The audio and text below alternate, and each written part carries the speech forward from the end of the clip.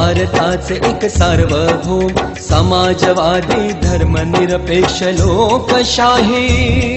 गणराज्य घडवण्याचा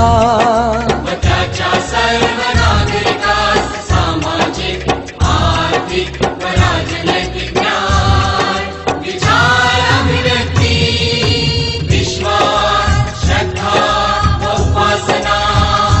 यांचे स्वातंत्र्य दर्जाची व संधीची समानता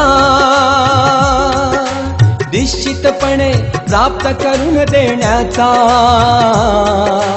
आणि त्या सर्वांमध्ये व्यक्तीची प्रतिष्ठा व राष्ट्राची एकता आणि एकात्मता